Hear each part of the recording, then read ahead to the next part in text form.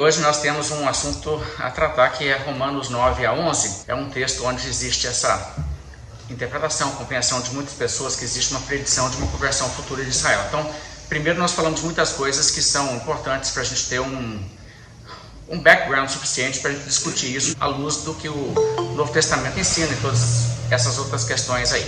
Então hoje já queremos entrar direto no texto, né? Vocês sabem que no premilenismo dispensacionalista existe essa expectativa de que todo mundo que é do Israel, que estiver aí vivo no momento em que o Senhor Jesus Cristo voltar, vai estar convertido, né? E então essa questão que Jesus voltasse com Israel convertido. Existe também a perspectiva pós-milenista de que as nações todas vão se converter, então eles naturalmente acreditam numa conversão futura de Israel em massa. Então essa coisa não é só ali, mas não tem que ser isso não, tá? Tem muito amilenista também que está nessa visão aí, ou premilenista histórico que não tem a visão dispensacionalista, que acredita nessa questão de uma conversão futura de Israel no sentido de judeus, como nós usamos o termo hoje. Agora, eu não sou contra essa ideia, para mim seria maravilhoso, não? Eu seria muito feliz de ver a nação judaica, o povo do Estado moderno de Israel e aqueles que são identificados como judeus hoje no mundo, se convertendo em massa. Eu teria muita alegria nisso. Também teria muita alegria se brasileiros se convertessem em massa, né? Mas não é uma questão assim que a gente decide pela nossa preferência. Nós temos que olhar a Escritura, né? E nesse sentido, eu não vou tirar do direito de ninguém de torcer por isso, tá? Ninguém de orar por isso. Mas será que realmente está predito isso? É a questão. Bem, vamos lá então. Vamos começar no capítulo 9 de Romanos. Verso 1 do capítulo 9, Paulo disse: digo a verdade em Cristo, não minto, testemunhando comigo no Espírito Santo a minha própria consciência. Tenho grande tristeza e incessante dor no coração, porque eu mesmo desejaria ser anátema, separado de Cristo por amor de meus irmãos, meus compatriotas segundo a carne. Então esse é o início do assunto. O apóstolo Paulo, tendo falado já sobre a questão de eleição, que existe aí um povo eleito, no capítulo 8 ele trabalhou muito essa ideia, ele fala agora, olha, em relação à nação, o povo de Israel, Israel segundo a carne, ele diz, olha, eu tenho uma dor no coração por esse pessoal, eu queria ver eles convertidos. Na verdade, se eu pudesse fazer uma troca, tipo assim, eu por eles, eu toparia. Paulo está dizendo isso, é uma coisa assim, até duro de pensar, sabe? Mas não acredito que ele está em nenhuma forma exagerando. Ele diz, né, Deus é minha testemunha. Mas no verso 4, então, ele diz alguns dos motivos pelos quais ele tem esse apreço todo, esse carinho todo por eles. Ele diz, são israelitas, pertence-lhes a adoção. Aqui essa adoção que eles tiveram como nação, eles foram o povo adotado por Deus naquele regime ali, né, anterior. E também a glória, as alianças, a legislação, o culto e as promessas, deles são os patriarcas, também deles descende o Cristo. Jesus foi judeu, segundo a carne, o qual é sobre todos Deus bendito para todos sempre, amém. E parece que Paulo não quer deixar nenhuma margem para ninguém falar assim, tá vendo, Jesus é um ser que surgiu ali em Israel. Não, ele diz sim, segundo a carne, tá? Porque na verdade ele é Deus. Mas verso 6, e não pensemos que a palavra de Deus haja falhado. E aqui que a gente entra no que realmente começa a ser importante para essa discussão. E não pensemos, né, não imagina isso não, que a palavra de Deus tenha falhado. Porque nem todos os de Israel são de fato israelitas. Nem por serem descendentes de Abraão, são todos seus filhos. Mas em Isaque será chamada a tua descendência. Isto é, estes filhos de Deus não são propriamente os da carne, mas devem ser considerados como descendência, os filhos da promessa. Agora, realmente, isso é da opinião, se você entendeu esses versos aí, você vai saber mais ou menos para onde ir com o resto do texto. Mas vamos olhar isso aqui melhor. Primeiramente, ele fala assim, não pensemos que a palavra de Deus haja falhado. Porque a pergunta é basicamente a seguinte, como pode Jesus ser o Messias se ele foi rejeitado pelo povo de Israel? Essa é a verdadeira polêmica, e essa é uma polêmica extremamente importante naquela época. E de fato ainda é uma polêmica importante se você está lidando com pessoas do judaísmo. Porque eles usam esse argumento como usavam naquela época até hoje. Porque a ideia é bem assim, o Messias era o Messias prometido de Israel. E tem até versos no Novo Testamento que mostram isso, né? Por exemplo, no Mateus não fala assim, colocaram o nome nele de Jesus porque ele salvará o seu povo dos pecados deles. E esse seu povo é entendido como o povo dele. Tá, mas qual que é o povo dele? Eles estão olhando isso lá nas palavras do Velho Testamento como sendo assim, nação física é o povo dele. Será que aquilo realmente é o povo dele? Né? O Jesus falou que aquele que faz a vontade de meu pai, esse é o meu pai, minha mãe, irmão, irmã, tal, mas né, o pensamento é esse, é uma questão de etnia, né, essa identidade nacional. Mas então o argumento que era usado contra o cristianismo pelo povo lá das sinagogas era exatamente esse. Se Jesus então é o Messias, igual vocês estão ligando, então a promessa falhou, porque o Messias é nosso, eles diriam. O Messias é nosso, ele é o Messias de Israel. Quando ele chega, ele salva Israel. E o povo de Israel deu bola para ele? Bem pouca gente, tá vendo? Então eles tratam a coisa como se estivesse no poder deles validar o Messias verdadeiro. Se eles gostarem do cara, eles falam assim, esse aí está do nosso gosto. Então eles carimbam a aprovação nele, aí ele é válido, porque está nas mãos deles o decidir se ele é ou não, porque só é verdadeiramente o Messias aquele que eles, em peso majoritário, aprovarem. Essa é mais ou menos a perspectiva que estão adotando. E se eles não gostarem do cara, então perdeu, porque ele depende deles gostarem do indivíduo para ele poder ser realmente o Messias de Israel, ok? Deixa eu te mostrar isso na Bíblia. Em João 7, verso 48, diz assim: porventura creu nele alguém dentre as autoridades, ou algum dos fariseus? Quanto a essa plebe que nada sabe da lei, é maldita. Olha só a arrogância, isso aqui é a liderança religiosa lá da instituição judaica. Eles mandaram o guarda prender Jesus, o pessoal voltou lá assim, poxa, mas aquele homem, vocês estão acreditando nele? Aqui, não cai nessa não, só porque tem umas pessoas aí, essa ralé humana aí, desse povo pobre aí que dá bola para ele. Aqui, alguém das autoridades acreditou nele? Algum dos grandes líderes de Israel, o pessoal do Sinédrio, esses importantes intérpretes da lei, algum dos fariseus creu nele? Algum? Entendeu? Ou seja, eles estão usando isso para dizer o quê? Se eles não creram nele, então não tem como ele ser. Olha o que Atos 7 acontece aqui nesse momento que eles vão matar Estevão. Estevão, ele vira contra eles esse argumento, porque Estevão trabalha sobre a seguinte declaração. Ele diz assim, olha só: homens de dura cerviz e incircuncisos de coração e de ouvidos, vós sempre resistis ao Espírito Santo, assim como fizeram vossos pais, também vós o fazeis. Qual dos profetas vossos pais não perseguiram? Eles mataram os que anteriormente anunciavam a vinda do justo, do qual vós agora vos tornastes traidores e assassinos, vós que recebestes a lei por ministério de anjos e não aguardastes. Ouvindo eles isso, enfureceram-se no seu coração e rilhavam os dentes contra eles, foram lá e mataram.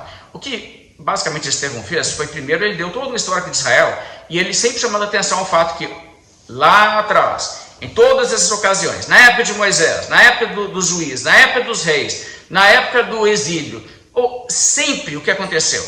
O povo da nação física de Israel foi um povo majoritariamente convertido ou rebelde? Um povo majoritariamente rebelde. Essa é realmente a declaração aqui. Então, o que ele está dizendo é exatamente isso, que o povo de Israel não serve de parâmetro para você julgar se o cara é de Deus, não. Se fosse assim, você tinha que jogar fora Moisés, tinha que jogar fora Isaías, tinha que jogar fora Jeremias, tinha que jogar fora todo mundo, porque sempre foi assim. E você vai ver que Paulo também trabalha em cima dessas mesmas linhas. Paulo estava lá, ele ouviu esse discurso. No dia que ele ouviu isso aqui, ele detestou, ficou com raiva de pensar que, ele está dizendo que a nação física de Israel é essencialmente rebelde. Eles ficaram com ódio. Mas só que é verdade, estava na Bíblia, entendeu? Eles estavam tentando ler a Bíblia e não ver o que a Bíblia falava sobre a própria realidade espiritual da condição deles como nação. E não era diferente naqueles dias. Era, na verdade, a mesma coisa de antes, tá? Então, isso é importante você entender, que eles estão argumentando exatamente isso. Se o Messias não foi aceito por nós, então não tem como ele ser o verdadeiro Messias. Aí você diz, não, mas Jesus é o Messias. Aí então eles vão falar assim, então falhou. Aí Deus rejeitou então o seu povo Israel. Vamos ver como Paulo trabalha isso aqui, verso 6. E não pensemos que a palavra de Deus haja falhado, porque, olha só a resposta que ele vai dar. Nem todos os de Israel são de fato israelitas. Ok, então aqui você vê que Paulo está trabalhando em cima desse conceito de dois significados para Israel. Existe o significado de Israel segundo a carne, existe o significado de Israel no sentido de um povo espiritual, os convertidos. Ok? E aí ele diz, nem todo mundo que é Israel segundo a carne é convertido. E as promessas de Deus que ele viria para o seu povo é para os convertidos, para o Israel espiritual. É para eles que ele vem, ele é o Messias deles, e não do Israel segundo a carne. Então ele diz, verso 7, nem por serem descendentes de Abraão são todos seus filhos. Não vem com essa história de descendente de Abraão, então eu sou filho. Não, não é filho de Abraão por causa disso não. Olha só, em Isaac será chamada a sua descendência. E ele está citando a Bíblia. Não foi isso que diz lá em Gênesis? A descendência, Deus falou para Abraão, olha, a sua descendência não é Ismael. A sua descendência é a descendência que vai vir através de Isaac.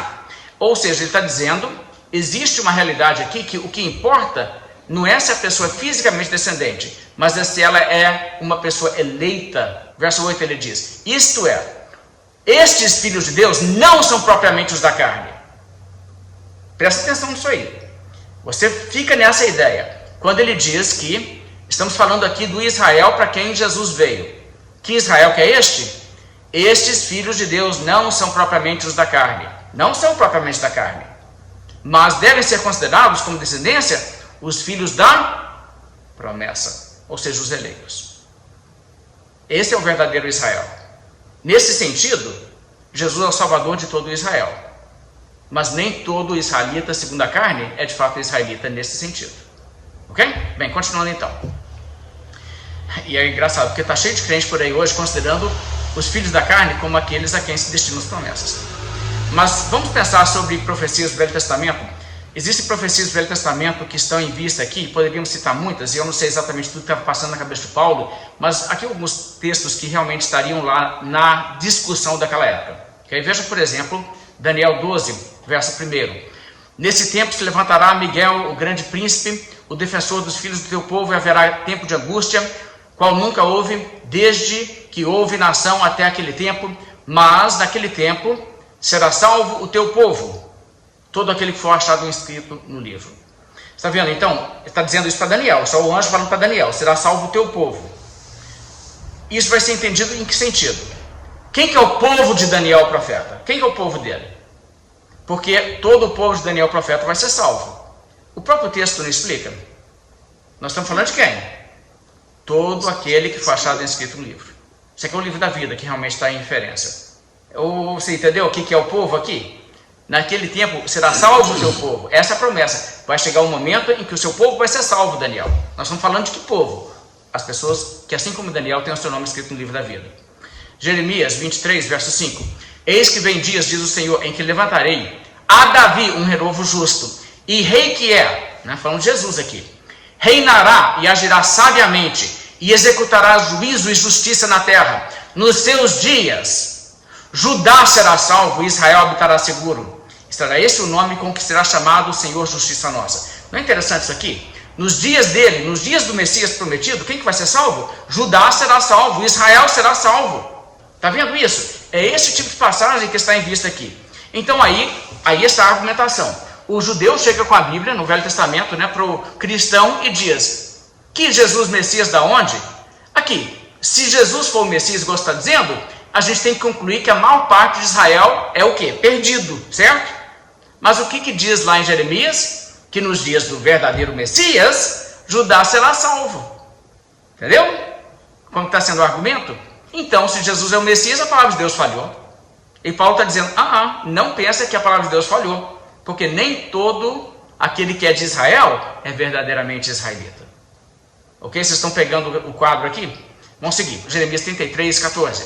Eis que vem dias, diz o Senhor, em que cumprirei a boa palavra que proferi à casa de Israel e à casa de Judá. Naqueles dias, naquele tempo, farei brotar a Davi um renovo de justiça. Ele executará juízo e justiça na terra. Naqueles dias, Judá será salvo e Jerusalém habitará seguramente. Ela será chamada Senhor Justiça Nossa. Olha que interessante, de novo. Nos dias que Deus levantar esse renovo de Davi, o que vai acontecer?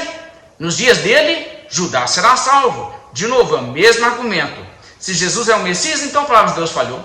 Porque os judeus não creram. Na maior parte não, É claro que tem gente que creu, mas na maior parte não. Outro trecho, Isaías 44, verso 1. Agora, pois, ouve, ó Jacó, servo meu, ó Israel, a quem escolhi. Olha como que ele chama aqui. Ele diz, eu estou falando ao meu servo Jacó, a Israel, quem eu escolhi. Assim diz o Senhor que te criou, que te formou desde o ventre e que te ajuda. Não temas, ó Jacó, servo meu, ó amado, a quem escolhi. Está chamando Israel como equivalente de escolhido, não é? Escolhido é a mesma coisa de eleito, não é? Ok. Isaías 41, agora o verso 8. Mas tu, ó Israel, meu servo, tu, Jacó, a quem elegi, descendente de Abraão, meu amigo, tu, a quem tomei das extremidades da terra e chamei dos meus cantos mais remotos. Olha só, de onde que vem esse povo? Só de uma nação? Não. A quem tomei das extremidades da terra e chamei dos cantos mais remotos. E a quem disse, tu és meu servo, eu te escolhi e não te rejeitei. Ok, de quem que está falando isso aqui? Está vendo? Os judeus ali estavam debatendo com Paulo, estão dizendo, não, isso aqui é só nós, Israel segundo a carne.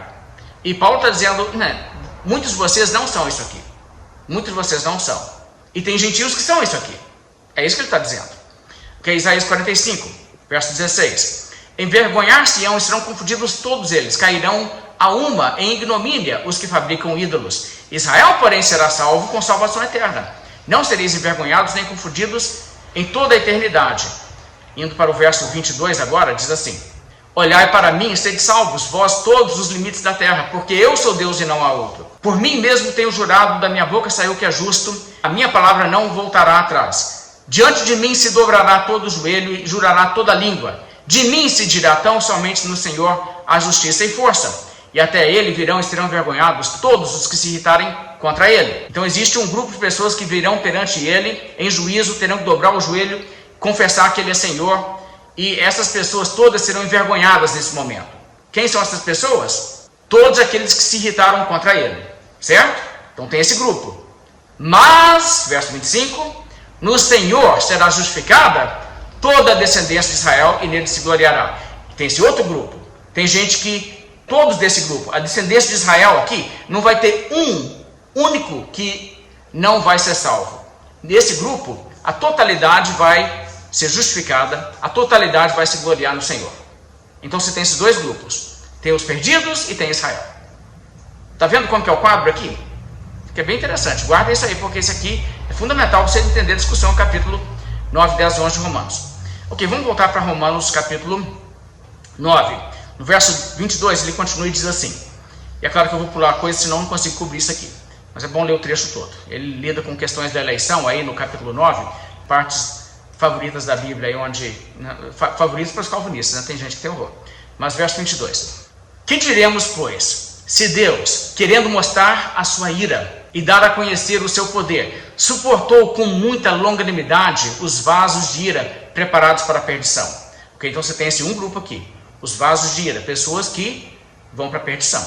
E o verso 23, a fim de que também desse a conhecer as riquezas da sua glória em vasos de misericórdia, que para a glória preparou de antemão, os quais também somos nós, a quem também chamou, não só dentre os judeus, mas também dentre os gentios. Ele fala então, tem esse outro grupo também, que ele chama de vasos de misericórdia, aqueles que para a glória preparou de antemão. O que é isso? Aos que ele predestinou, certo? Aos que de antemão conheceu, a esses também predestinou. Então, esses são aqueles que para a glória preparou de antemão.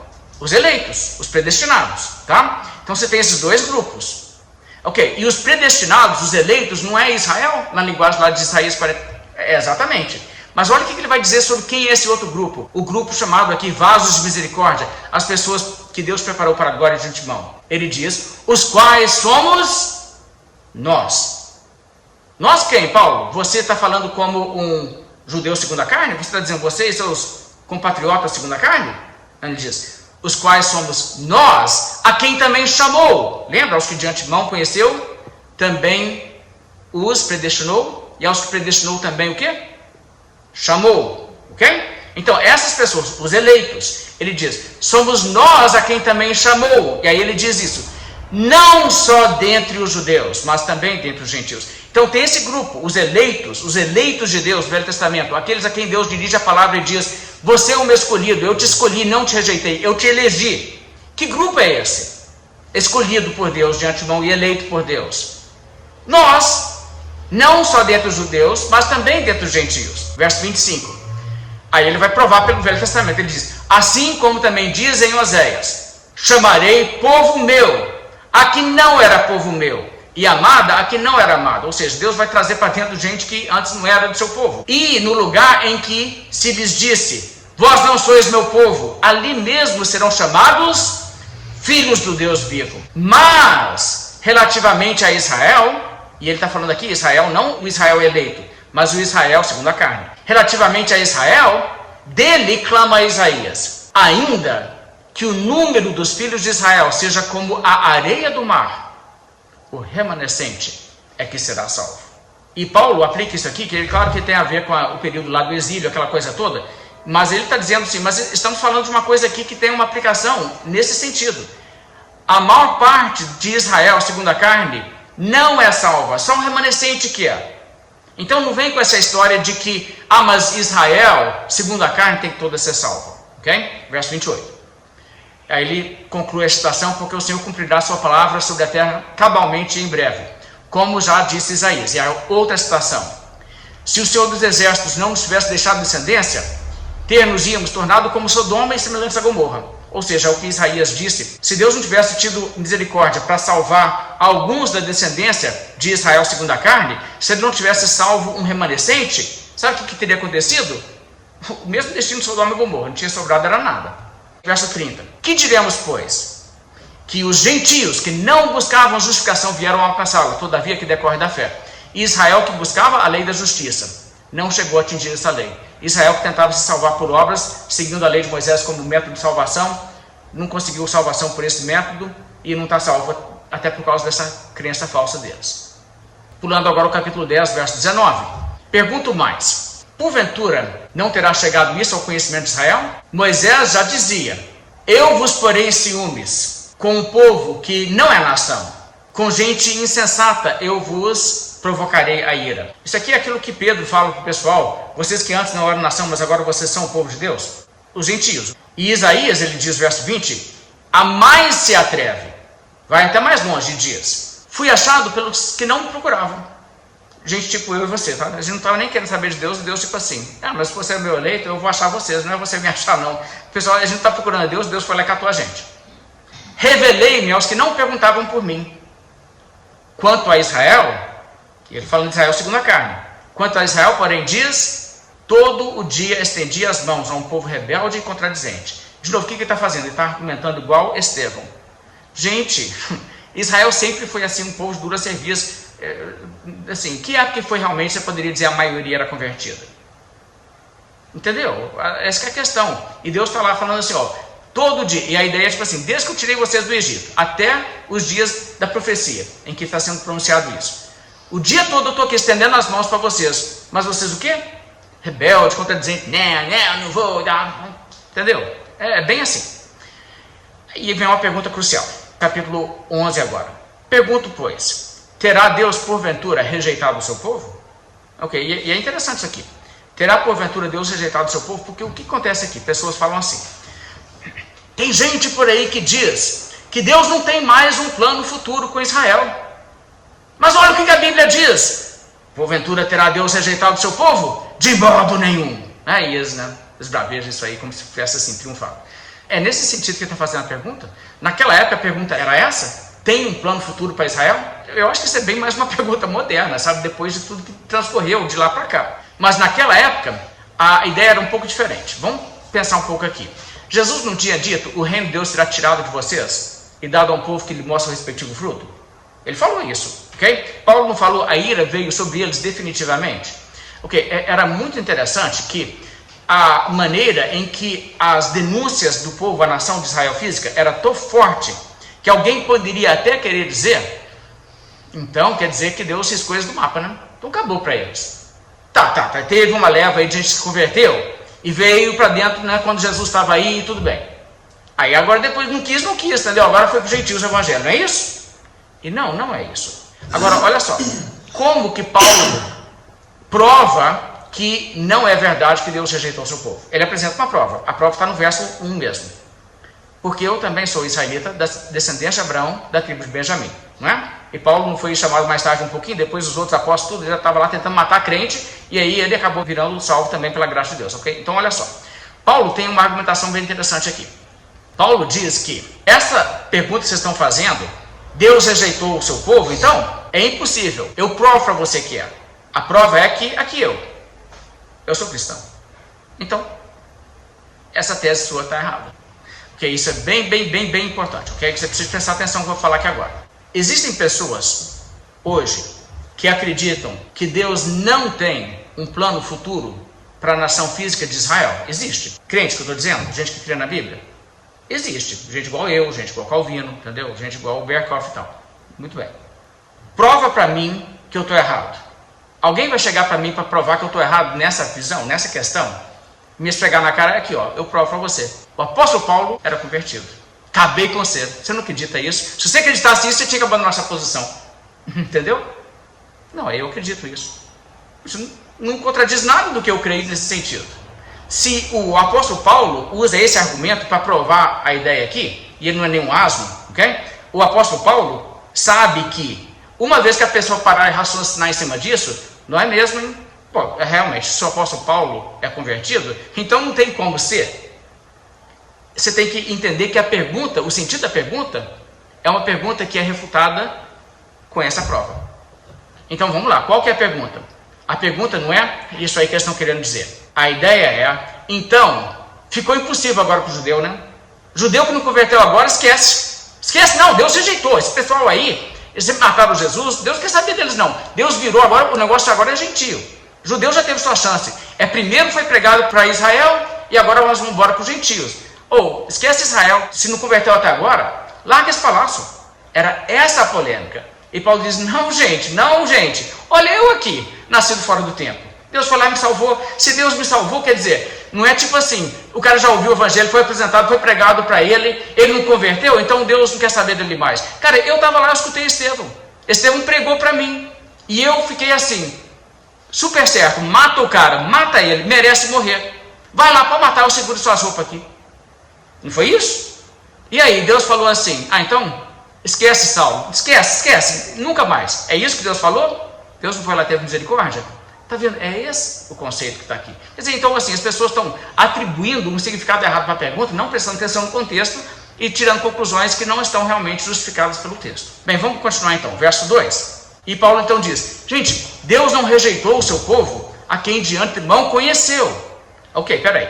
Ele então explicou, qual povo é que Deus não rejeitou? O povo que ele de antemão conheceu, ou seja, Deus não rejeitou o seu povo eleito. Deus não rejeitou o seu povo eleito, é isso que ele está dizendo. Vamos continuar. Ou não sabeis o que a Escritura refere a respeito de Elias, como insta perante Deus contra Israel, dizendo, Senhor, mataram os teus profetas, arrasaram os teus altares, e eu fiquei só, e procuram tirar minha vida. Que lhe disse, porém, a resposta divina, reservei para mim 7.000 homens que não dobraram os joelhos diante de Baal. Assim, pois, também agora, no tempo de hoje, sobrevive um remanescente, segundo a eleição da graça, segundo quem foi eleito. Deus não rejeitou o seu povo eleito, ele não rejeitou aqueles que de antemão ele conheceu. Captou aqui a ideia? Então quer dizer, isso aqui é maravilhoso. Agora, olha só, Paulo responde essa ideia de, porventura Deus rejeitou o seu povo? Não! Por quê? Porque também hoje sobrevive um remanescente. Então Deus não rejeitou o seu povo. Essa pergunta Deus não rejeitou não tem a ver com se futuramente vai acontecer isso, vai acontecer aquilo. A questão é se hoje. Hoje tem gente salvo? Existe um remanescente salvo. Então pronto, Deus não rejeitou. É nesse sentido que ele está trabalhando isso. Agora, mas no entanto, isso aqui é tão importante. O apóstolo Paulo acaba dizendo o seguinte.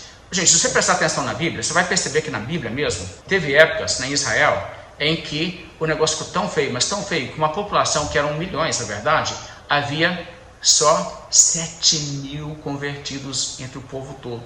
O remanescente é uma fatiazinha de uma população grande, muito pequena porcentagem. Naqueles dias, com Acabe no trono, fazendo miséria, Jezabel também, né? E a turma toda, mataram os profetas, mataram as pessoas, ninguém pregando quase, Elias tendo que fugir para não ser morto também. E em todo aquele momento ali, o que aconteceu? Você tinha ainda, nesse período sombrio da história de Israel, um remanescente, porque Deus teve um compromisso de sempre manter vivo e aceso um remanescente. Nunca Deus ia deixar a terra ficar sem gente salva no mundo. O momento mais próximo disso que aconteceu foi nos dias de Noé. E aí Deus deu um restart, né, em tudo. Então, você percebe o que a Bíblia está dizendo. Deus vai manter um grupo de gente salva para ele. E mesmo naqueles dias era assim. Agora, o apóstolo Paulo está trazendo isso para dizer o seguinte: gente, a mesma coisa que acontecia naquele período do Velho Testamento acontece hoje. Naquele tempo, e por todo o Velho Testamento, em relação a Israel segundo a carne, desde que surgiu Israel segundo a carne, né, da descendência de Abraão, aquele pessoal do pacto e tal. Desde que surgiu isso aí, como que foi? Havia uma maioria incrédula, mas havia um remanescente salvo, certo? E aí? Ao cara dizendo assim: então, se Jesus veio, Jesus é o Messias, então Deus rejeitou o seu povo, não foi? Não. Sim. Mas nada, cara, porque olha só, sempre foi assim, sempre teve um remanescente só que era salvo. Assim também agora no tempo de hoje, sobrevive um remanescente segundo a eleição da graça. E você está aí tipo assim, então, se isso aí for verdade, então mudou. E Paulo diz assim: mudou o quê, meu filho? Mudou o quê? Assim, então Deus rejeitou o seu povo agora? Rejeitou o seu povo, não? Assim, não, gente. Sempre foi assim. Você está me dizendo que na época, por exemplo, de Elias, Israel era rejeitado? Era? Não, claro que não. Pois então, como é que você está dizendo que essa conjuntura que eu estou pregando é um cumprimento da profecia? Então implica em Deus rejeitou o seu povo agora. É a mesma coisa de sempre. Mudou nada. O capítulo 9, ele diz a mesma coisa no verso 27. Mas relativamente a Israel, dele clama Isaías: ainda que o número dos filhos de Israel seja como a areia do mar, o remanescente é que será salvo. Então ele está pegando esse remanescente. Ele diz assim também: hoje sobrevive um remanescente, conforme quem foi eleito. Existe dentro do povo do Israel segundo a carne um grupo que é eleito, certo? Mas é um remanescente. Ok, capítulo 11 agora então, verso 6. E se é pela graça, né, se a eleição é pela graça, já não é pelas obras. Não é Deus dizendo assim: estou vendo, você vai fazer isso? Não, já que você vai fazer isso, eu escolho você. Não, é por graça. Do contrário, graça já não é graça. Que diremos, pois? O que Israel, e é Israel segundo a carne aqui, o que Israel busca, isso não conseguiu. Mas a eleição o alcançou e os mais foram endurecidos. Ok, então não existe essa realidade? Tem um grupo que foi endurecido? É todo mundo? Não, o remanescente que foi eleito não foi endurecido. Verso 8: como está escrito: Deus lhes deu espírito de entorpecimento, olhos para não ver, ouvidos para não ouvir, até o dia de hoje. Isso é a ideia dos endurecidos. Verso 9: e Davi diz: torne-se-lhes a mesa em laço e armadilha, em tropeço e punição. Escureçam-se-lhes os olhos, para que não vejam, e fiquem para sempre encurvados as suas costas. Poxa, Davi disse então: o negócio, Deus vai fazer com que eles caiam no laço, eles caiam na armadilha, eles vão para a perdição, e eles vão ficar para sempre nessa condição. Para sempre? Está vendo que forte isso aqui? Então, essa linguagem é tão forte que parece irreversível, não parece? Alguém pergunta ao apóstolo Paulo: o que significa essa profecia aqui? Escureçam-se os olhos, e para sempre. Então o judeu, assim, que não foi salvo, vai poder ser salvo não, né? Não é isso? Paulo diz: não, você não está entendendo. Existe ali, até mesmo entre os que não se converteram ainda, existem pessoas ali escolhidas, pessoas eleitas. Veja o verso 11. Pergunto, pois, porventura tropeçaram para que caíssem? Ou seja, essa rejeição deles do Messias, eles rejeitando o Messias, significa então que, não, então Deus riscou eles, acabou. É igual Hebreus capítulo 6, né? Provaram o dom celestial, né? E caíram, é impossível renová-los para o arrependimento. É disso aqui? Não é isso não. Ele diz: de modo nenhum. Mas pela sua transgressão, veio salvação aos gentios. Ou seja, Deus usou isso, né? Aquela parábola de Jesus: preparei um banquete, chama os convidados. Os convidados não querem vir, não? Então faz o seguinte: vai na rua e cata qualquer um e traz para dentro, mas eu quero que essa refeição seja aproveitada por alguém. Não é isso, entendeu? E aí os gentios entram. Esse é o quadro aqui. Verso 12. Ora, se a transgressão deles redundou em riqueza para o mundo, e o seu abatimento em riqueza para os gentios, quanto mais a sua plenitude. Isso aqui é tão impressionante que Paulo está argumentando tipo assim: gente, se eles fazem uma coisa ruim e Deus extrai uma coisa boa, quanto mais vocês fizerem a coisa certa, não é? E ele usa a expressão que é plenitude. E eu não penso que ele está dizendo plenitude no sentido de a totalidade deles. Eu não acho isso, porque ele fala mais tarde um pouco a plenitude dos gentios. Eu não acredito que isso significa a totalidade dos gentios, mas ele está falando a totalidade dos eleitos entre eles. Mas vamos continuar aqui. Verso 13. Alguém vai dizer assim: tá, mas isso ainda é possível, né? Depois de fazer tudo que eles fizeram. Verso 13. Dirijo-me a vós outros que sois gentios, né? Os romanos principalmente são gentios. Visto, pois, que eu sou o apóstolo dos gentios, glorifico o meu ministério. Ou seja, eu gabo de uma coisa. O Messias de Israel me mandou como apóstolo para os gentios. Está sabendo, judeu? Está fazendo isso. Para ver se, de algum modo, posso incitar a emulação, ou seja, ao ciúme, os do meu povo e salvar alguns deles. A gente vê um exemplo claro disso aqui em Atos 13. O apóstolo Paulo está lá pregando, o pessoal começou a contradizer, falar que não, e começou a blasfemar. O apóstolo Paulo falou assim, é assim? Ó, então tá, vocês não querem me ouvir? Então eu vou pregar para os gentios, e eles vão ouvir, viu? Eles vão ouvir. Eles vão ter a salvação que foi oferecida para vocês, vocês vão ficar sem? Assim, vai vir gente do mundo inteiro tomar lugar com Abraão, Isaac e Jacó no reino de Deus, e vocês vão ser lançados fora, hein? E eles tinham desprezo para os gentios, então Paulo está virando isso como uma arma para tentar ver se assim, fica esperto, meu filho, você depois vai pensar assim, eu desprezei tanto aquele povo, estou vendo eles lá com Abraão e eu aqui fora. Verso 16. E se forem santas as primícias da massa, igualmente será a totalidade. Isso é coisa da lei que ele usa assim, como ilustração do princípio. Se for santa a raiz, também os ramos serão. 17. Se, porém, alguns dos ramos foram quebrados, e tu, sendo oliveira brava, foste enxertado em meio deles, e te tornaste participante da raiz e da seiva da oliveira, não te glories contra os ramos. Não fica tipo assim, eu que sou, né? Não fica com essa atitude arrogante, não. Porém, se te gloriares, sabe, que não és tu que sustentas a raiz, mas a raiz a ti. Isso é uma referência à eleição. Está dizendo assim, não é assim, você escolheu ser um escolhido. Não existe isso. Deus escolheu você. Não foi por decisão sua, foi por decisão divina. Então lembra disso. Verso 19. Dirás, pois, alguns ramos foram quebrados, para que eu fosse enxertado. Bem, pela sua incredulidade foram quebrados.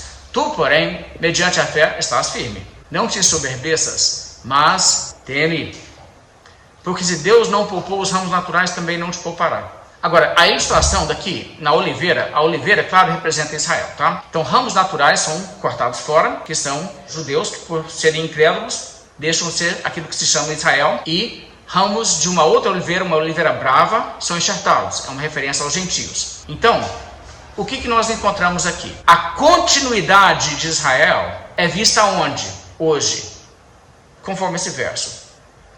No grupo que inclui os da nação de Israel, segundo a carne, que são salvos, e os das nações, dos gentios também, que são convertidos. Eles é que são a continuação da oliveira. O Israel se perpetua ali, ok? Verso 22. Considerai, pois, a bondade e a severidade de Deus. Para com os que caíram, severidade, mas para contigo a bondade de Deus. Se nela permaneceres, de outra sorte também tu serás cortado. Eles também, se não permanecerem na incredulidade, e aqui é um ponto importante, serão enxertados, porque Deus é poderoso para nos enxertar de novo. Lembra aquela ideia? Não, o judeu tem jeito não, nossa, que povo, a gente já pregou para eles, o evangelho já foi pregado para eles, eles rejeitaram, agora é os gentios, não. Eles também, se não permanecerem na incredulidade, serão enxertados, pois Deus é poderoso para enxertá-los de novo. Deus elege, se Deus quis, ele salva qualquer um deles. Não tem um que não salva. Paulo não era provavelmente o cara mais duro de todos. Acho que tinha um cara que você olhava para ele lá, se você fosse um crente naquela época em que ele estava perseguindo a igreja, que você pensava assim, se tem um que não tem jeito, é aquele Saulo. Aquele lá, esquece. Eu nem oro pela conversão do que cara. Era tipo isso, né? E lá ele foi convertido. Então, quer dizer, e Paulo diz isso mesmo. Ele fala assim, Deus me escolheu, me separou antes de eu nascer. No dia que aprove, ele revelou seu filho em mim. Então, quer dizer, Deus é poderoso. Ele converte quem ele quiser. Verso 24. Pois, se foste cortado, você, que é gentio, da que por natureza era oliveira brava, e contra a natureza fosse enxertado em boa oliveira, quanto mais não serão enxertados na sua própria oliveira aqueles que são ramos naturais. Ou seja, o cara lá já conhece o Velho Testamento de cabo a rabo, ele está na expectativa desde criança de que o Messias vai vir para salvar ele. Quer dizer, já tem bastante coisa ali, então, né? Se um gentio que não tinha base nenhuma de conhecer nem certo e errado pela lei de Moisés, né? E Deus pode salvar, quanto mais Deus não pode salvar um deles. Deus pode fazer com que tudo aquilo que ele aprendeu, que ele sempre ansiou pela vinda do Messias, para ele reconhecer Jesus e ele converte. Bem, agora o verso 14. Presta atenção nesse verso. Quando Paulo fala sobre a tentativa dele de ganhar essas pessoas, que às vezes ele até provoca eles. Tipo assim, você vai ficar de fora, hein? Vai ficar com Abraão não, hein? O gentio vai, você vai ficar de fora. O verso 14 ele diz assim, para ver se de algum modo posso incitar a emulação, os do meu povo, e salvar alguns deles. Paulo não está com a expectativa aqui de que vai ver todos eles salvos, né? Pelo menos não no ministério dele, tá? Então tem um contexto. Mas no verso 23, ele ainda fala isso. Eles também, se não permanecerem na incredulidade, serão enxertados, pois Deus é poderoso para os enxertar de novo. Esses dois versos eu acho que dizem alguma coisa, porque se Paulo tivesse a expectativa de que, tá, mas vai chegar um momento lá na frente em que sim, Israel segundo a carne vai todo ser salvo. Se ele pensasse isso, Paulo provavelmente teria dito no verso 14 uma coisa mais do tipo assim. Então eu faço isso, eu faço dessa estratégia também para ver se eu não desencadeio a salvação deles todos, porque eu acredito que vai vir. Mas ele não fala nesses termos, ele fala, eu quero ver se eu não consigo salvar alguns deles. A expectativa dele é que acontecerá isso, tá? Salvar alguns. Mas o verso 23 é muito mais forte, mais importante, porque no verso 23 ele usa o que nós chamamos no grego, e eu estudei grego e inglês, então não sei, first class conditional, seria condicional de primeira classe, eu acho, não sei como que é ensinado aqui no Brasil não, mas é um tipo de frase condicional, o uso dessa palavra se, a palavra que está no grego, ela indica uma incerteza. Ele está falando, eu não sei se isso vai acontecer ou se não vai, não é uma coisa assim, não, isso aqui eu tenho expectativa de acontecer. Ele diz, eu não tenho expectativa disso, não sei nem para uma coisa nem outra, mas ele diz, eles também, se não permanecerem na incredulidade, serão enxertados. Agora, olha só, a pessoa que acredita na salvação futura do Israel segundo a carne, ele acredita o quê? Que um dia, certamente, eles serão enxertados de novo. E nessa ótica, uma pessoa que pensa assim, certamente diria outra coisa, e não isso aqui. Diria assim, eles também, quando não permanecerem mais na incredulidade, serão enxertados. Entende? Qualquer pessoa que tenha certeza, eu já vi gente falar basicamente isso. O dia que os judeus não permanecerem mais incrédulos, entendeu? Eles falam assim, o dia em que Israel todo for salvo. O apóstolo Paulo não fala assim. Ele fala assim, tem chance para eles sim. Se eles não permanecerem na incredulidade, eles serão enxertados. Mas tem um se maior do que qualquer outra palavra aí nesse verso, que você tem que atentar para ela. Esse se é gigantesco da palavra. E ele torna tudo isso condicional. Ok, mais à frente, verso 25. Porque não quero, irmãos, que ignoreis esse mistério, para que não sejais presumidos em vós mesmos, que veio endurecimento em parte a Israel, até que haja entrado a plenitude dos gentios. Ok, aqui que é importante, porque ele diz uma palavra temporal, até. Ele diz, ó, existe um momento no tempo, e até esse momento vai existir uma condição. A condição que nós podemos chamar o endurecimento parcial de Israel. Vai existir isso mesmo, endurecimento parcial de Israel vai existir até o quê? Até que haja entrado a plenitude dos gentios. O que ele quer dizer a plenitude dos gentios? A salvação de todo indivíduo no mundo? Não. Ele não está dizendo isso não. Ele está dizendo até que haja sido convertido todo gentio que é eleito. Todo gentio eleito é o quê? A plenitude dos gentios. Eu diria que a plenitude de Israel é a mesma coisa. Todo Israel é eleito. Tá? Todo israelita é eleito. Mas tá. Até aquele momento acontecer, vai existir essa realidade, que Israel será parcialmente endurecido. E depois? Ele na verdade não diz o que vai acontecer depois. Verso 26 ele diz, e assim todo Israel será salvo. Agora, as pessoas leem o assim como se fosse e depois, ou e então. Eu já até ouvi gente falar isso. Estava na casa de um pastor que eu gosto muito, ele é gente boa, calvinista e tudo, mas ele é dispensacionalista. Ele falou assim comigo, assim, não, mas eu acredito, vai acontecer, porque a Bíblia diz isso, a Bíblia diz que veio endurecimento em parte de Israel, até que haja entrado a plenitude dos gentios, e então todo Israel será salvo. Eu falei com ele assim, está isso na Bíblia não? Claro que está, Romanos 11. Sim, eu nunca li isso na Bíblia não, me mostra. Aí ele mostrou, eu falei com ele assim, mas ele não falou então. Eu falei assim, muda muito. Mas o pessoal trata assim como se fosse então. O que significa assim? É assim que você faz. É assim que você faz não significa é depois que você faz. Entendeu a diferença? Não é uma palavra temporal. Agora deixa eu falar bem claramente sobre isso aí. O que o apóstolo Paulo está dizendo não é do tipo assim, até entrar todos os gentios que forem ser salvos, vai ter endurecimento em parte. e depois disso todo Israel será salvo. Ele não fala nada sobre o que vai acontecer depois. O até indica que dura até aquele ponto, mas não fala nada do depois. Deixa eu te dar um exemplo disso. Romanos 5,13 fala assim: porque até o regime da lei havia pecado no mundo. Pensa nesse texto. Até o regime da lei havia pecado no mundo. Aí chegou o regime da lei, Deus deu a lei a Moisés. Aí já não tinha mais pecado no mundo, não é? Porque a Bíblia diz, não, havia pecado no mundo até o regime da lei. Então depois de lá para cá nunca mais teve pecado. Entendeu? Não, não diz nada sobre isso. Não diz. Ok? Agora olha só. O que significaria se fosse o caso? Até que haja entrada a plenitude dos gentios. E depois todo Israel será salvo. Bem, uma coisa seria o seguinte. Então, nós estamos falando do Israel, segundo a carne, essa compreensão. Você teria que acreditar o seguinte. Vai chegar um momento em que Deus falou o seguinte: agora, quem eu vou salvar dentre os gentios eu já salvei. Agora não tem salvação para mais nenhum gentio não, viu? Mais nenhum. Os eleitos gentios já foram todos salvos, mas beleza. Agora eu vou salvar todo Israel. Porque eu já fiz com vocês o que eu quero fazer. Agora estamos no depois disso. Então vocês, agora, é quem entrou, entrou. Agora fechou a porta para vocês. E agora que legal, que legal. Nós ainda vamos ter um milênio. Mas gentio, que fosse salvo, já foi salvo. Pô, doído isso aí. Mas tá, chegará um tempo em que todos os gentios que forem ser salvos, todos os eleitos dentro dos gentios, já terão sido salvos. A Bíblia não está dizendo que depois disso, Deus vai salvar Israel segundo a carne. Isso é algo que coincide com o fim do mundo, não é verdade?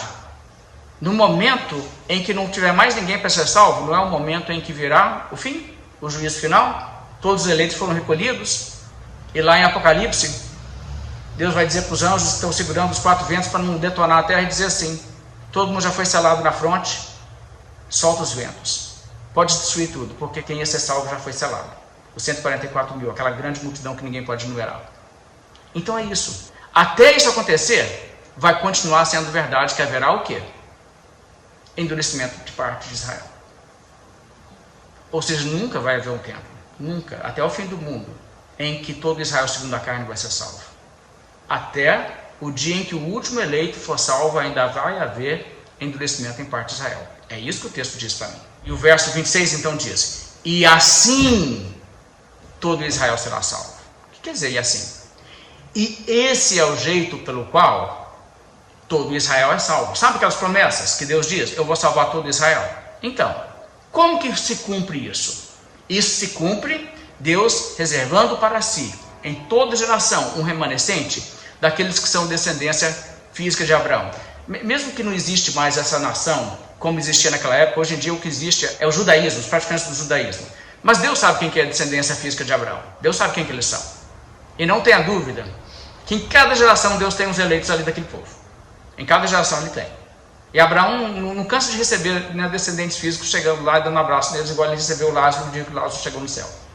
Então, vai continuar acontecendo isso. Até o fim do mundo, vai continuar havendo um remanescente de Israel, segundo a carne, que será salvo.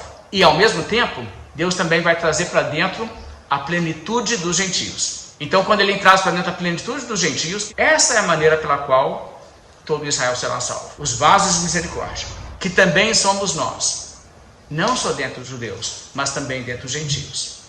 Aqueles que para a glória ele preparou de antemão. E aí ele prova, citando o Velho Testamento. É muito interessante isso, porque ele cita um verso do Velho Testamento, Isaías 59, versos 20 e 21.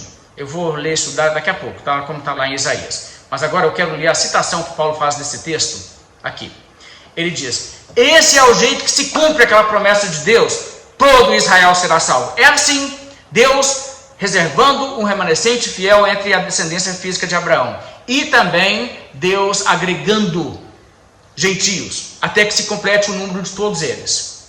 Esse é o jeito no qual se cumpre aquilo, como está escrito, conforme foi profetizado. E a profecia que ele cita é essa: virá de Sião o libertador, e ele apartará de Jacó as impiedades. É muito interessante isso aqui, porque ele cita essa passagem e diz: virá de Sião. Ele, o apóstolo Paulo, usa uma preposição que indica de onde que ele vem. E ele diz: ele vai apartar de Jacó as suas impiedades. Essa profecia se aplica a você? Se você é gentio, se aplica a você? Virá um libertador que vai apartar as iniquidades de Jacó? eu creio que ela aplica-se a mim. O libertador veio e eu sou Jacó no sentido espiritual. Eu sou Israel no sentido espiritual. E ele veio para mim também. É nesse sentido, Paulo diz, essa profecia desse tipo se cumpre nessa condição. Ok, agora deixa eu trabalhar com os modos que pessoas interpretam isso aqui. Todo Israel será salvo. O que significa essa expressão todo Israel será salvo? Isso poderia, hipoteticamente, ser interpretado de 4 maneiras. Uma maneira seria todos os descendentes físicos de Abraão, de todas as gerações, serão salvos. Okay? Essa seria uma interpretação possível da frase todo Israel será salvo. Aí você fala o quê? Todo Israel significa Israel segundo a carne. Então, nesse caso, nós vamos ter que dizer que é o quê? Na verdade, nós vamos ter que dizer que Anás e Caifás e Judas Iscariotes também. Não dá. Ok? Todo mundo sabe que isso aí não é, na verdade, igual a gente viu, da nação física, é um remanescente. Então, não tem como ser essa interpretação. Segunda interpretação, todos os descendentes físicos vivos em uma certa geração serão salvos. Okay? Essa é a interpretação dos dispensacionalistas, de muitos outros aí. Eu não quero caracterizar que isso é uma coisa unicamente dispensacionalista, não. Você não precisa ser dispensacionalista para interpretar assim, tá? Mas dispensacionalista é todo mundo nessa turma aqui, por isso que eu estou falando assim. Mas tá, esse pessoal que tem essa interpretação, não, na volta de Jesus, no dia da volta de Jesus, todos os que estiverem vivos no mundo vão ser salvos, tá? Então, beleza, essa é a interpretação, é essa. Aí, no caso, é todos os descendentes físicos vivos em uma determinada altura da história, que, no caso, eles vão ter que dizer que ainda é futura, que não aconteceu isso até hoje. Ok, agora, essa interpretação exige que o termo Israel seja entendido como somente membros de Israel segundo a carne da última geração. Porque isso aqui não está dizendo todo o Israel segundo a carne de todos os tempos. É só todo o Israel da última geração, ok? Então, nesse caso, isso não inclui, por exemplo, Moisés. Está falando de todo o Israel no sentido que exclui Moisés. Porque Moisés era de uma geração em que todo Israel foi salvo? Não, nem Moisés, nem Paulo, nem Isaías, nem Davi, nem Jeremias, entendeu? Estamos falando aqui, então, de uma coisa assim. Não, eles não estão em vista. Então, não está em vista nem Davi, nem Absalão. Porque quando fala todo Israel, estamos falando de todo Israel de uma determinada geração, não da geração deles. Então, esse todo Israel será salvo, tem nada a ver com Davi, não. Entendeu? Uma parte da lógica aí, isso aí para mim, isso é violento com eles. Porque você está excluindo todo mundo aí que é Israel, que entende que isso se aplica para eles ao longo dos séculos. E diz, não, você não é da geração a que isso se aplica. Se eu aplicar na sua geração, tem que pegar os incrédulos da sua geração. Não dá, né? Não dá. Aí tá, vamos lá então. Vai ser o quê? Vai ser, na verdade, todos os judeus da última geração, da geração quando Jesus volta. E aí você tem um problema. Porque você fala isso, e aí você fala também que, e eu acho que nós estamos nos últimos dias, Jesus está para voltar, né? Que é sempre a narrativa. Então você não precisa se preocupar muito com o judeu, não. É que se Jesus for pintar por aí, cara, então os judeus vão... O cara que é judeu tem mais ou menos salvação garantida, não é? E é mesmo, hein? Então, tipo assim, você não quer anular isso. Então, o que você faz? Aí entra a teologia do remendo. Aí você começa uma coisa assim.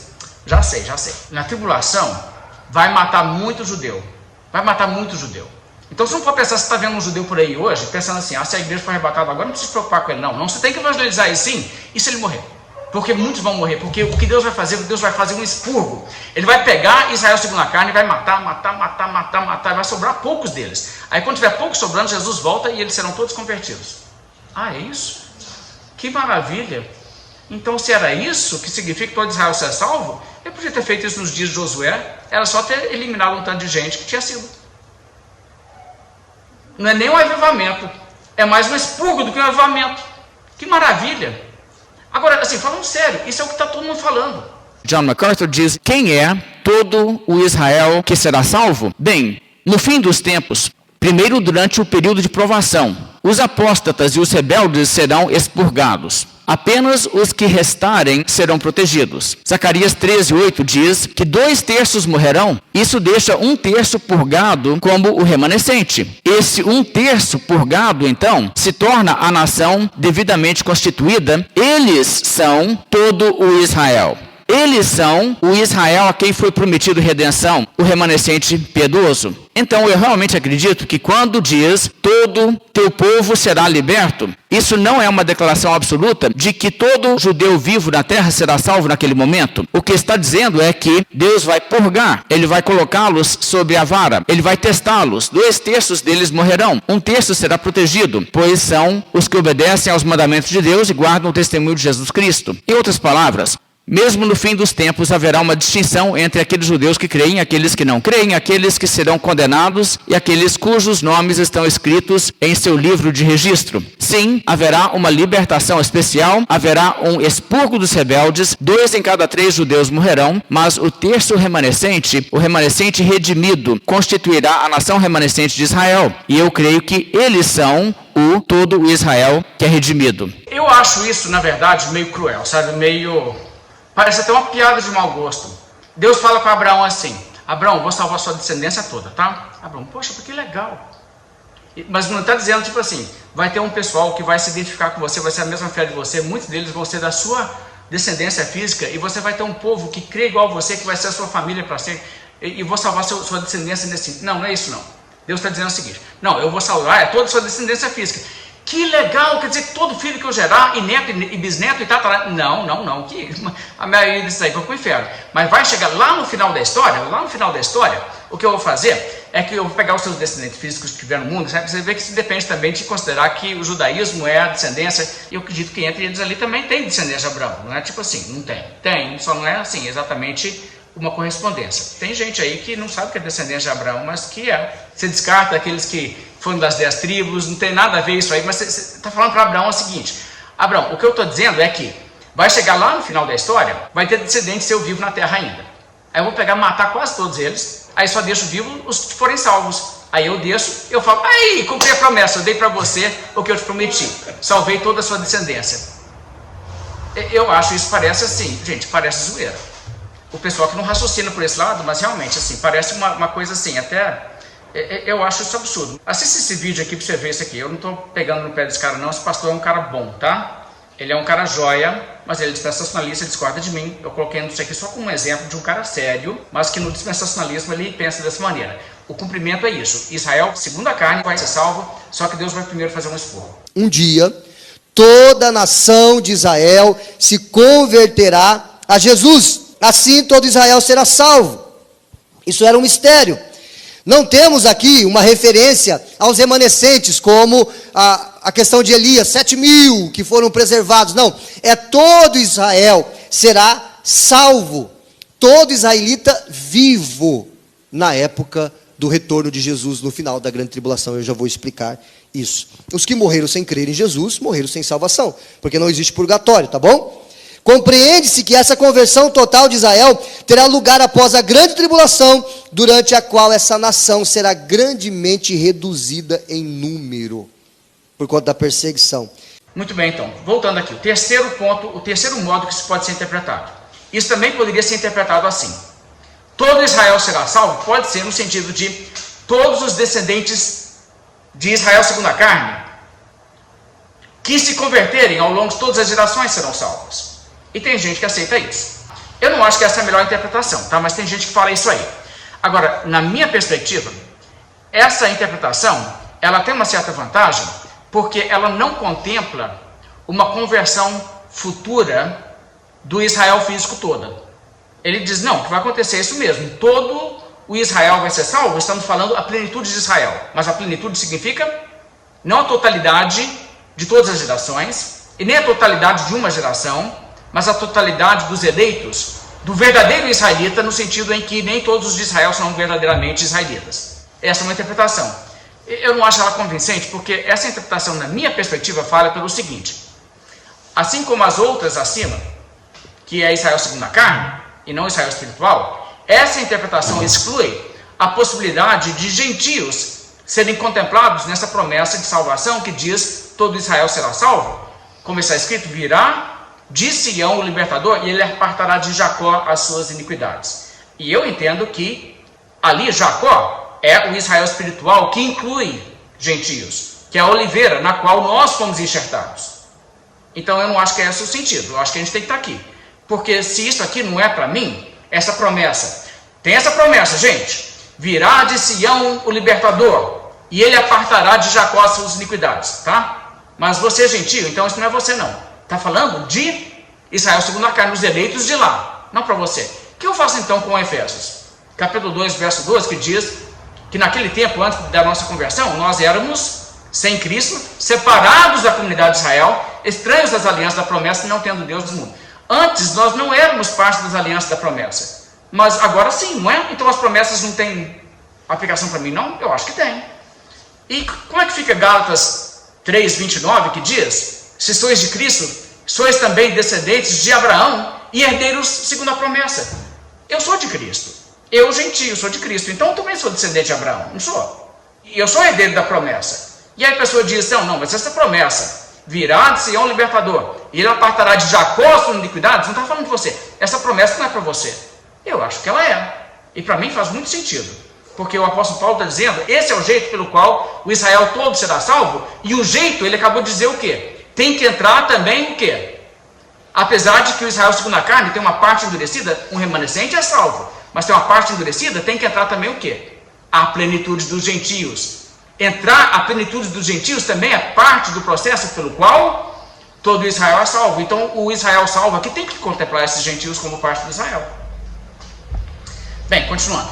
O texto que o apóstolo Paulo está lendo, onde ele diz, realmente, está profetizado lá no Antigo Testamento que todo Israel será salvo. Vamos dar uma olhada no texto. Isaías 59, verso 20. Virá o Redentor a Sião e, presta atenção no texto que está lá, o texto que Paulo tem em mente. Aos de Jacó que se converterem, diz o Senhor. Esse é interessante, não é? Os que se converterem não significa exatamente os eleitos. Aí ele diz, o Senhor diz a seu povo, esta é a aliança que eu vou fazer com vocês. O meu espírito eu lhes dei. Os meus ensinamentos eu lhes entreguei. Ficarão com vocês para sempre. Vocês os ensinarão aos seus filhos e aos seus descendentes, agora e para sempre. Eu, o Senhor, falei. Gente, isso aqui não é uma profecia da segunda vinda. Isso aqui é uma profecia da primeira vinda. Ele não está dizendo, e então lá na frente, todo Israel será salvo, igual está profetizado no Velho Testamento, uma coisa que vai acontecer na segunda vinda. Ele diz, não, esse é o jeito, isso que eu acabei de dizer, remanescente de Israel salvo, o endurecimento parcial. E enquanto isso, tem que entrar também uma plenitude de gentios. Esse é o processo pelo qual todo Israel é salvo. Como está escrito, profecia da primeira vinda de Cristo no Velho Testamento. Então, quer dizer, isso aqui não é uma coisa futura. Isso aqui é uma coisa que já está se cumprindo. Todo Israel está sendo salvo agora. Ainda não acabou de ser salvo. Porque quando diz de Jesus salvar, foi na primeira vinda. Porque a segunda vinda sempre ele diz sobre justiça. Sim. Versos 28 e 29. Quanto ao Evangelho, são eles quem? Obviamente, Israel segundo a carne, inimigos por vossa causa. Quanto, porém, à eleição, amados por causa dos patriarcas. Eles são eleitos naquele regime anterior. Mas o que importa não é se é povo adotado por Deus, mas se ela é uma pessoa eleita, segundo a eleição da graça. Todos eles são eleitos? Não, mas muitos deles o remanescente é. Porque os dons e a vocação de Deus são irrevogáveis. Se Deus elegeu eles, ele vai voltar atrás? Não, tem eleitos lá. Em cada geração que existir, Deus está aí catando descendentes de Abraão, você pode ter certeza. Nunca Deus vai deixar de ter descendente físico de Abraão na terra, que é eleito, que está salvo. Até o fim do mundo, isso vai continuar acontecendo. Então, a ideia da geração final me parece ser uma ideia assim muito fraca. Ok, mas ó, sério mesmo, só existem duas possibilidades, tá? É Israel segundo a carne ou é Israel espiritual? Simplificando, é basicamente isso. Se é Israel segundo a carne, eu acho que a única coisa que faz sentido é todos de Israel segundo a carne, o que não tem jeito.